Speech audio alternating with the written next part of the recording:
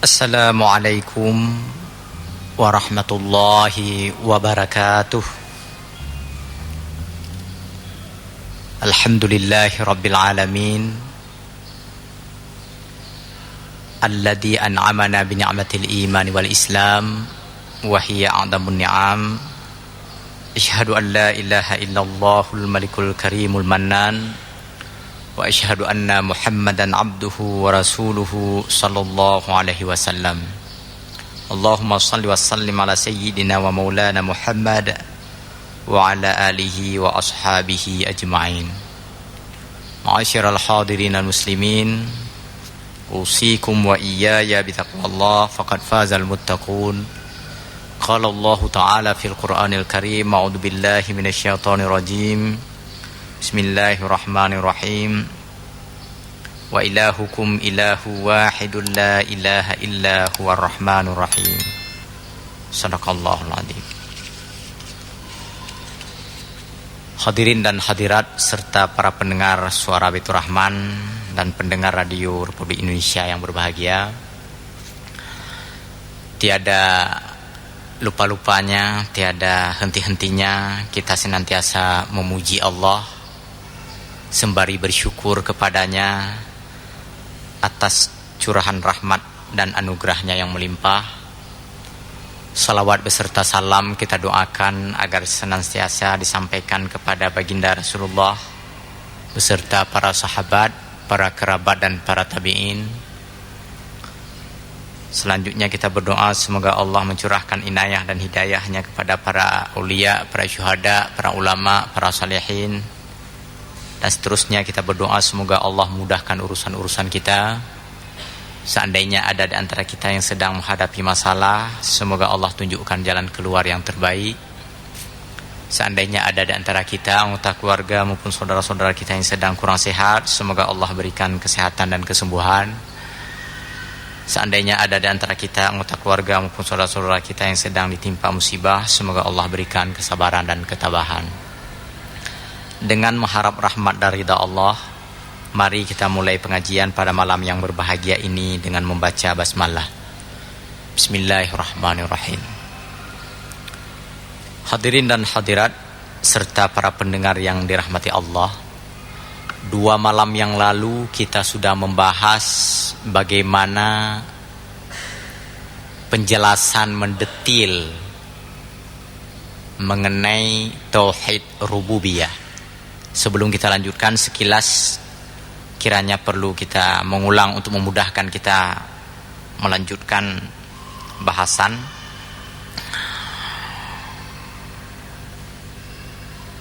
Dengan tauhid rububiyah kita sampai pada keyakinan bahwa Allah satu-satunya pencipta.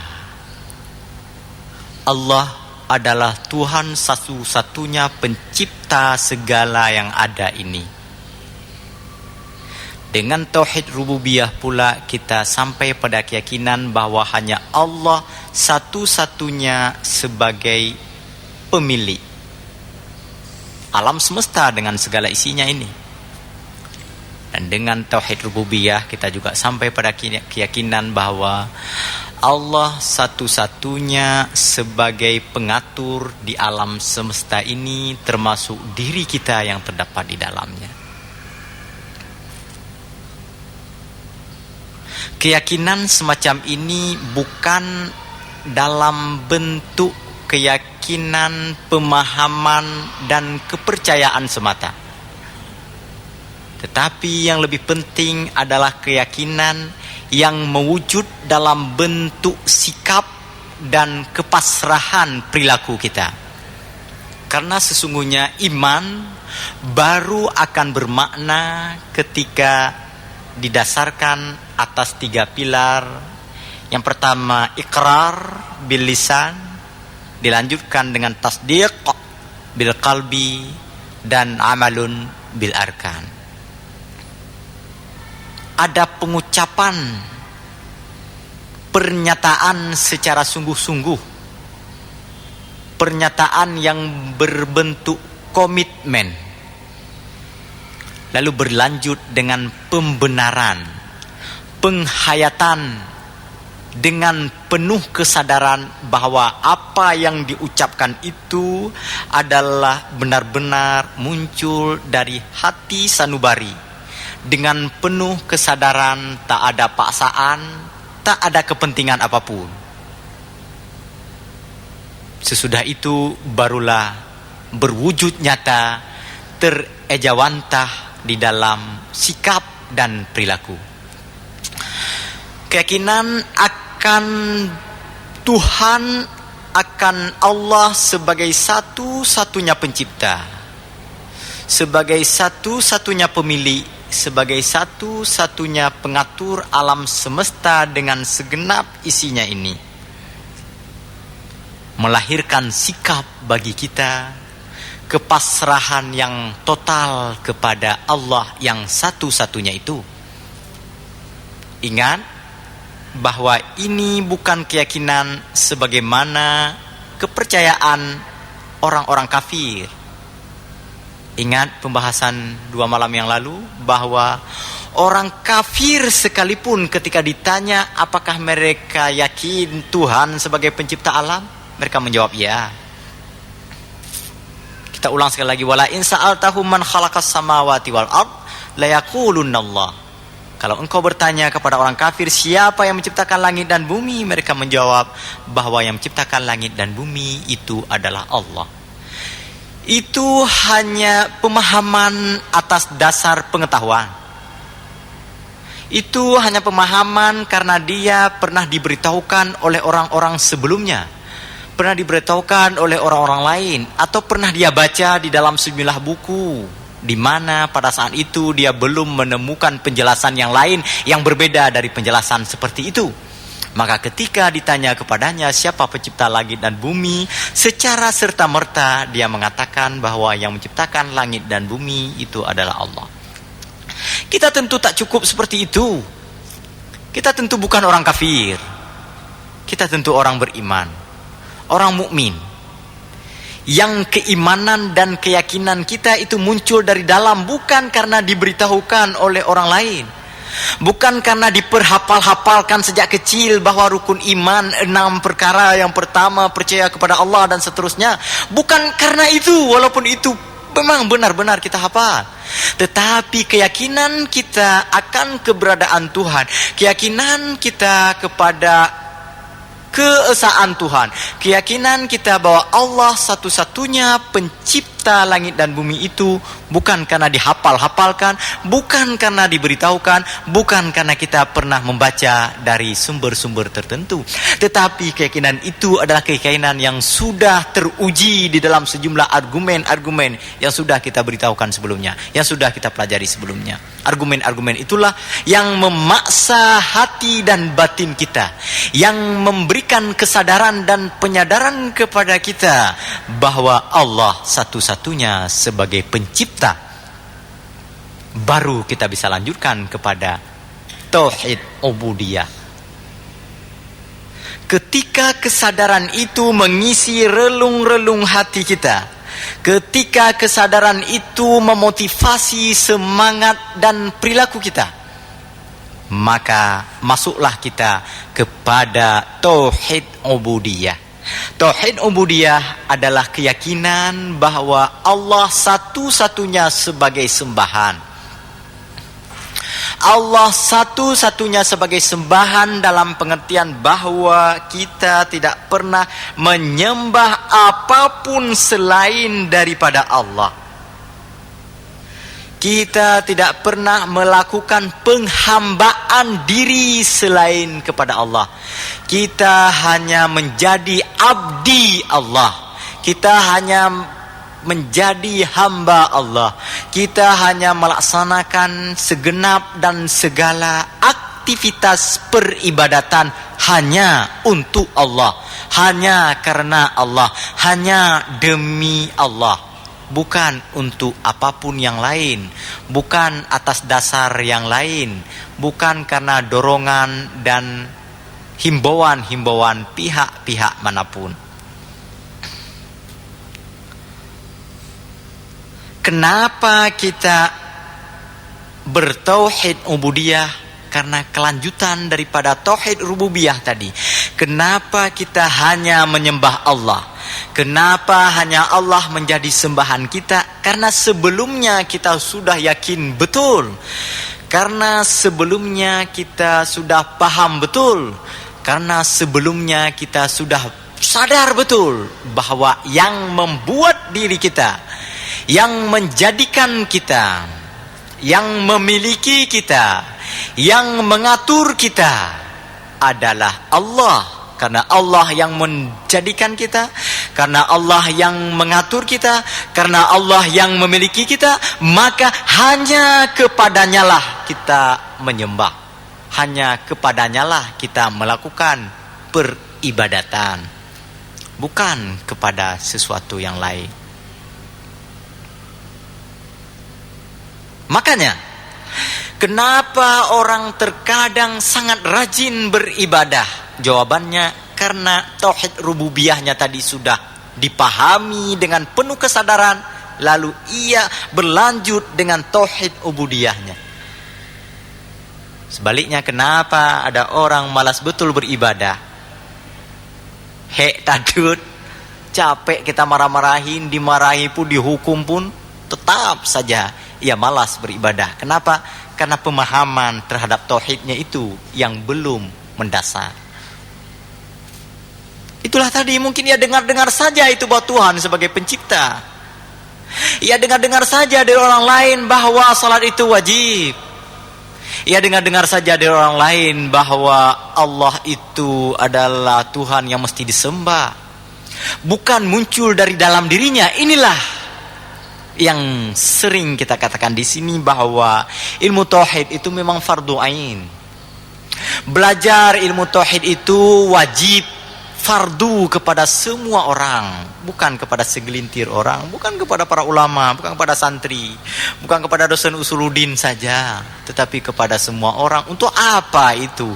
Ya, untuk dia memahami landasan filosofis ilmu ini, untuk dia memahami bagaimana kerangka pembelajaran ilmu ini, untuk dia dapat menguasai sejumlah argumen-argumen yang terdapat bahasanya di dalam ilmu ini. Lalu ketika argumen itu dia pahami, maka dia sendiri yang sampai pada kesimpulan akan kewajiban-kewajiban tertentu di dalam kehidupan kesehariannya.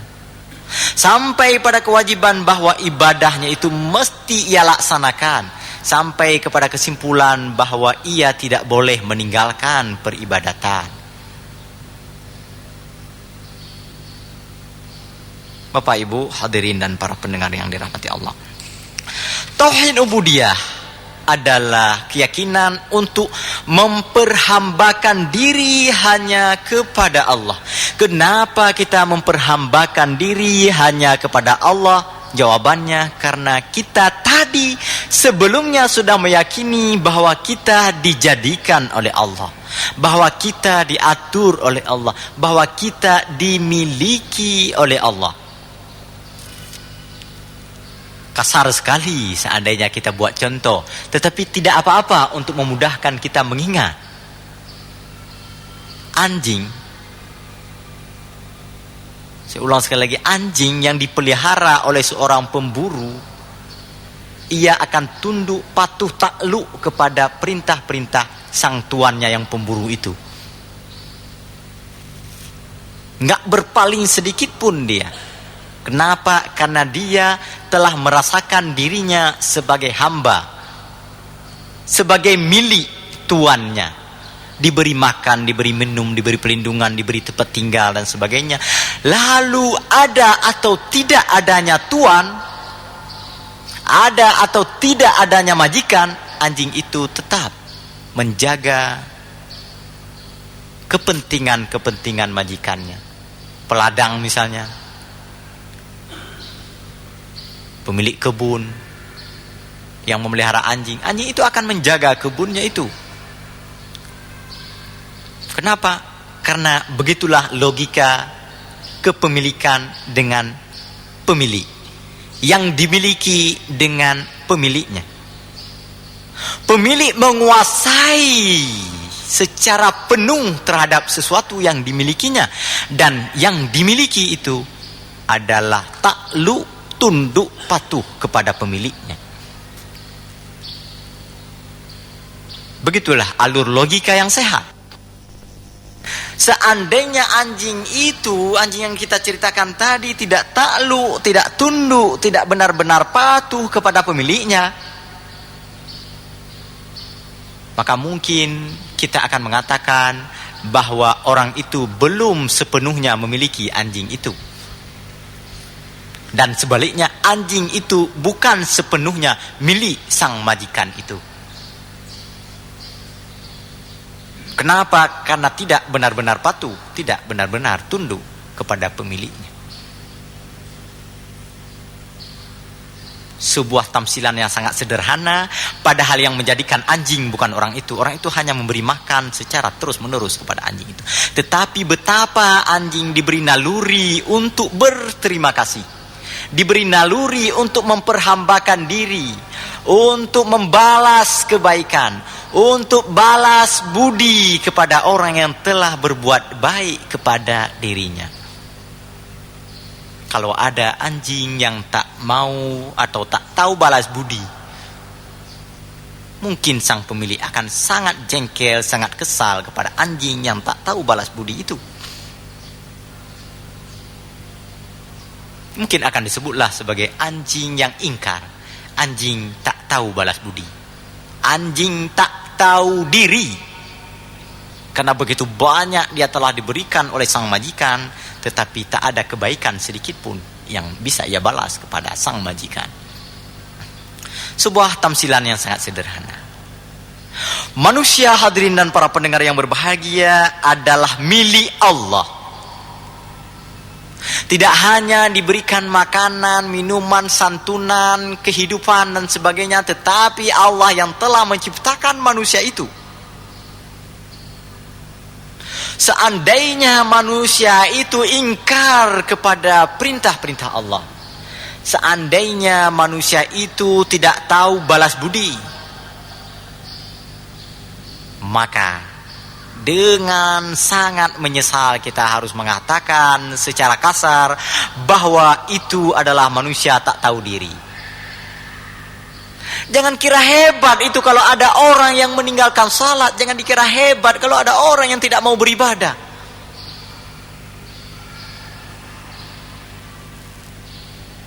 Jangan dikira hebat itu kalau ada orang yang berani melawan perintah-perintah Allah. Itu nalarnya itu nggak nyambung itu. Logikanya itu tidak lancar. Kenapa? Karena seharusnya dia memahami siapa dirinya, bahwa dirinya diciptakan, bahwa dirinya dimiliki, bahwa dirinya diperhamba oleh Allah. Tetapi dia dengan sangat berani melawan, dengan sangat berani melakukan penentangan dan pembangkangan terhadap sang pemiliknya. Maka tauhid ubudiyah mengajarkan kita dengan penuh kesadaran dan keyakinan bahwa hanya Allah yang menjadi sosok yang disembah, bahwa kita semua, bahwa manusia adalah hamba Allah, hamba yang sepatutnya memperhambakan diri hanya kepada Allah. Konsekuensi lebih lanjut daripada hamba adalah bahwa selaku hamba ia mesti patuh, tidak boleh melakukan perlawanan sedikit pun, tidak boleh melakukan pembangkangan sedikit pun, mesti mengikuti segala kehendak Allah. Pembangkangan kadang-kadang orang melakukannya secara diam-diam. Pembangkangan kadang-kadang dilakukan oleh orang-orang secara kasat mata atau secara terang-terangan. Bahkan ada pula pembangkangan yang dilakukan secara mencari-cari alasan, secara argumentatif dan sebagainya. Baik, kita lihat apa yang dimaksud dengan pembangkangan yang dilakukan secara diam-diam. Orang begitu tidak patuh, begitu tidak taat kepada Allah pada saat ia dalam kesendirian, pada saat dia tidak memiliki tantangan apapun, pada saat dia sedang menjalani kehidupan yang normal. Secara diam-diam ia terasa malas untuk beribadah. Secara diam-diam ia melakukan perbuatan-perbuatan yang dilarang oleh Allah. Itu adalah orang yang tidak taat secara diam-diam. Boleh jadi pada saat banyak orang di hadapannya, boleh jadi ketika kehidupan bersama-sama dengan orang lain, dia kembali kepada ketaatan. Tetapi ketika ia bersendiri, ketika tidak ada orang, tidak ada yang memantau, tidak ada yang melihat, maka dia kembali kepada ketidaktaatannya. Malas.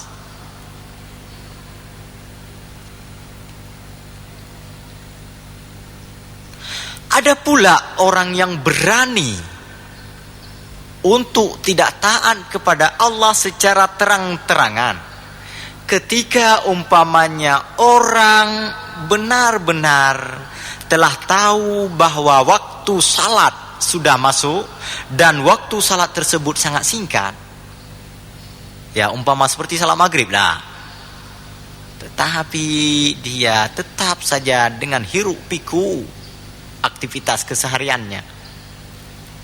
Kalau dia sedang berkendaraan, tak ada rem sedikit pun, tak ada langsang, ada lambat sedikit pun.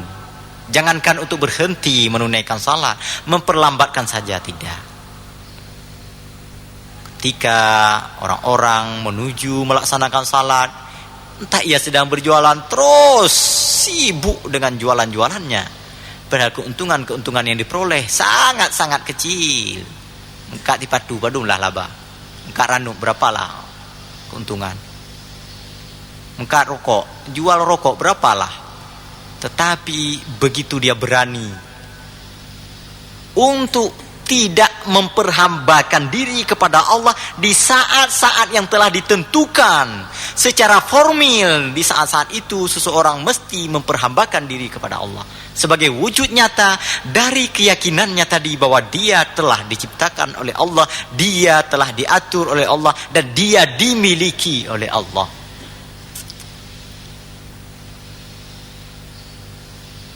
Kemudian ada pula orang-orang yang mencari-cari alasan untuk membuat dirinya tidak taat, mencari-cari alasan untuk tidak melaksanakan suatu ketaatan. Ya, gunakan alur-alur logika, yang gunakan pijakan-pijakan, pikiran-pikiran dan sebagainya. Lalu sampai pada kesimpulan tidak mesti seperti itu kita menjadi taat misalnya. Apa contohnya? Banyak sekali ya hadirin kaum muslimin yang berbahagia.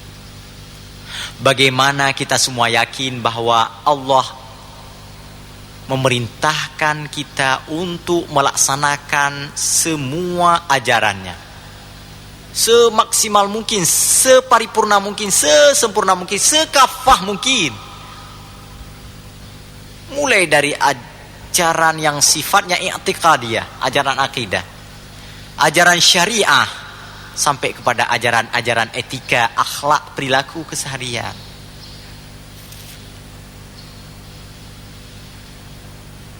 Terkadang kita lengah,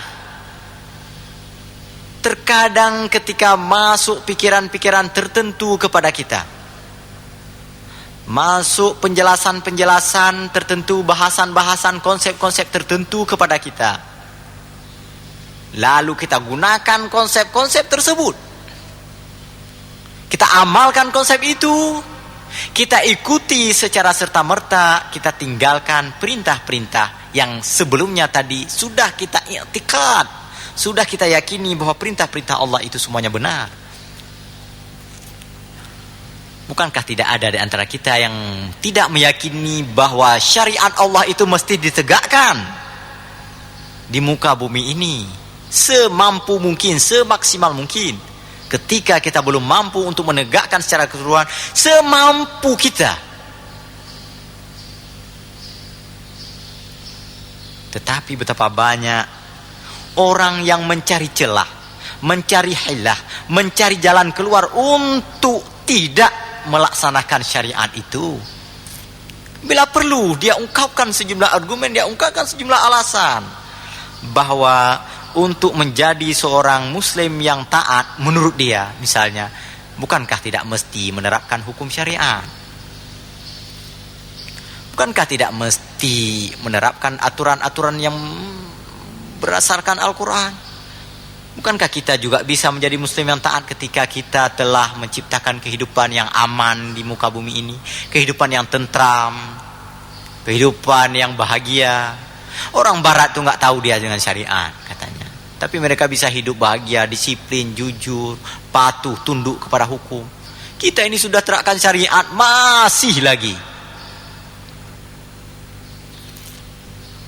berkelahi, berkonflik, bertentangan, melanggar peraturan,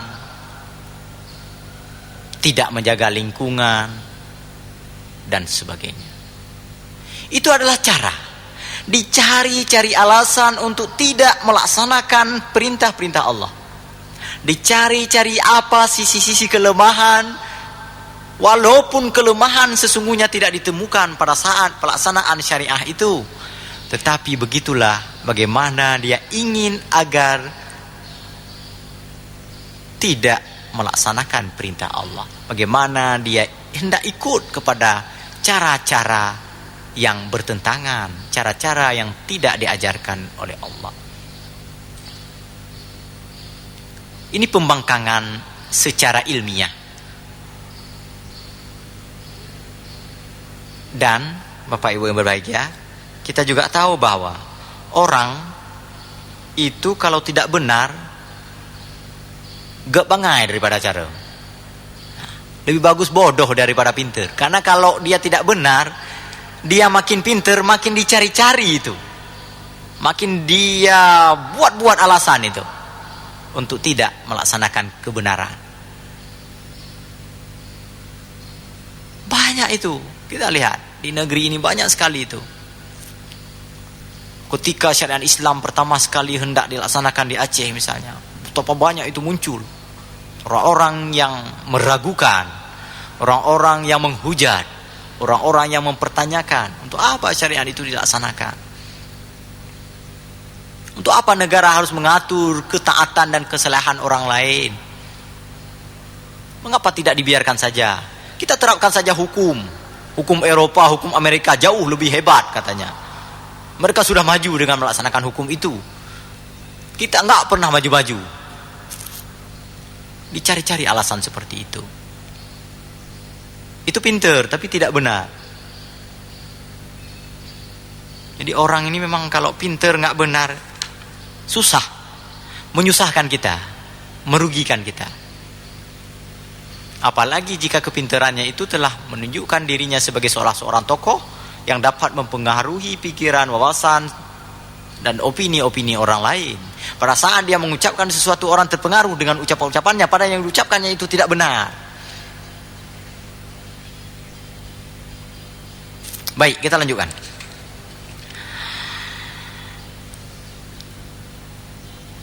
Konsekuensi dari tauhid ubudiyah, konsekuensi dari rasa penghambaan diri kita hanya kepada Allah, membuat kita senantiasa berbakti dan mengabdi hanya kepadanya, bukan kepada yang lain.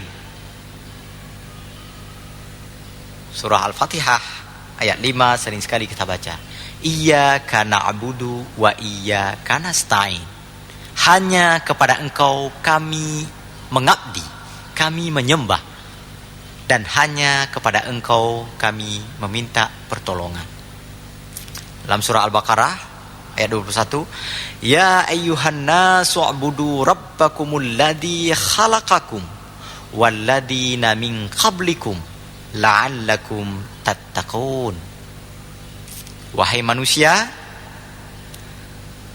abdikan diri kamu, sembahlah Tuhan kamu yang telah menciptakan kamu dan juga telah menciptakan orang-orang sebelum kamu. Mudah-mudahan kamu akan menjadi orang-orang yang bertakwa. Alladzi ja'ala lakumul arda firasyaw was samaa'a binaa'a wa anzala minas samaa'i maa'an fa akhraja bihi minas thamarati rizqan lakum fala taj'alu lillahi andada wa antum ta'lamun.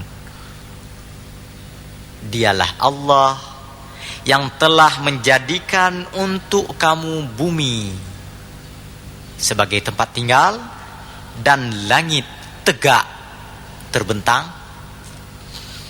Lalu Allah menurunkan air hujan kepada kalian, menumbuhkan sejumlah tumbuhan, buah-buahan yang dapat kalian nikmati di dalam kehidupan kalian. Karena itulah jangan sekali-kali kalian menjadikan sekutu bagi Allah. Dan kalian sesungguhnya tahu bahwa Allah tidak memiliki sekutu, tidak memiliki tandingan siapapun. Inilah perintah Allah. Allah memerintahkan kita hanya memperhambakan diri kepadanya. Kenapa? Karena Allah juga memberitahukan kepada kita bahwa kita diciptakan oleh Allah, bahwa kita diberikan sejumlah fasilitas oleh Allah, bahwa Allah tidak memiliki sekutu, bahwa Allah tidak memiliki sandingan dalam penciptaan, dalam memberikan segenap fasilitas dan kemudahan kepada kita. Allah tak perlu bantuan kepada siapapun dalam menciptakan kita dan dalam memberikan kemudahan, kenyamanan, ketenangan, keamanan di dalam kehidupan kita.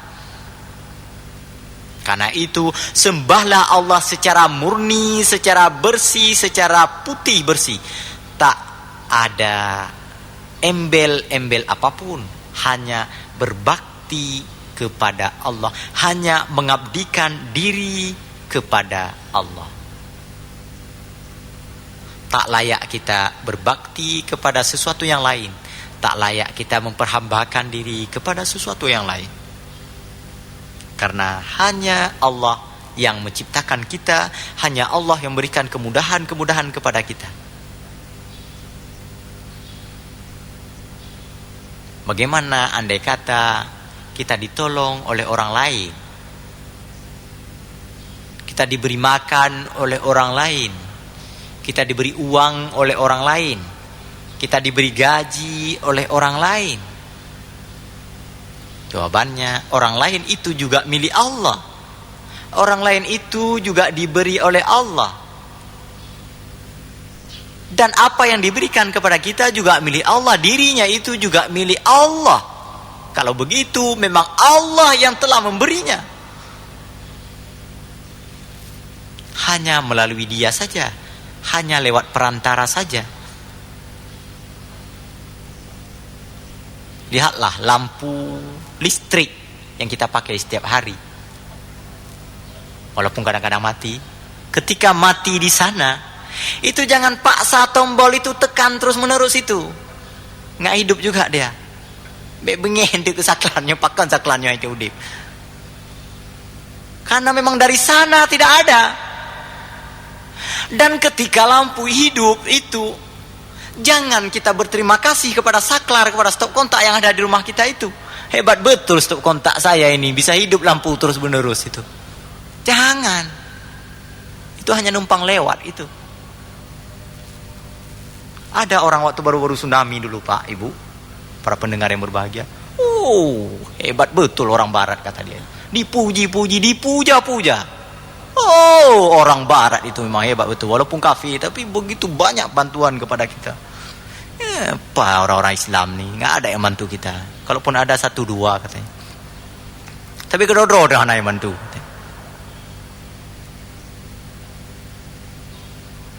Ujung-ujungnya apa? Gak kafir pada orang Islam. Kan udah kacau itu. Mendingan bagus orang kafir kata dia, karena membantu. Ingat bahwa orang kafir itu, yang dibantu oleh orang kafir itu adalah sesuatu yang diberikan oleh Allah kepadanya. Dan orang kafir itu sendiri adalah milik Allah juga. Dan Allah menguasai, memiliki orang-orang kafir itu. NGO itu dikuasai, dimiliki oleh Allah. Dan diinspirasi oleh Allah, dimotivasi oleh Allah untuk memberikan bantuan kepada siapapun yang membutuhkan bantuan itu.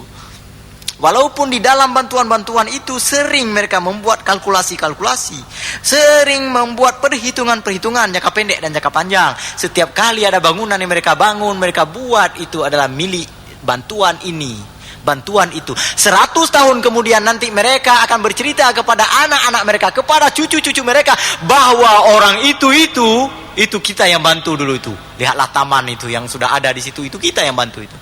Kita malu tuh anak cucu. Tempat tinggal kita, taman tempat main kita, tempat duduk kita, tempat buang air kecil kita, buang air besar kita, orang yang bangun. Ada bukti ditulis di situ. Itu kalkulasi, itu hitung-hitung namanya, bantuan yang penuh perhitungan. Baik, kita kembali ke sini. Bahwa ketika seseorang memberikan bantuan kepada kita, maka yang kita puja-puja bukan yang memberi bantuan itu, tetapi kita yang memuja-muja adalah yang memberi bantuan kepada pemberi bantuan itu.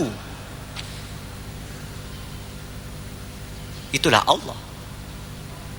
Sama seperti stop kontak tadi. Ya, kita beruntung ada orang yang membantu. Kita beruntung memiliki stop kontak tadi, memiliki saklar di rumah kita. Kita beruntung bisa kita hidupkan, bisa kita matikan. Tetapi bukan dari situ sumber daripada cahaya listrik kita itu. Tapi ada dari sana, dari jauh.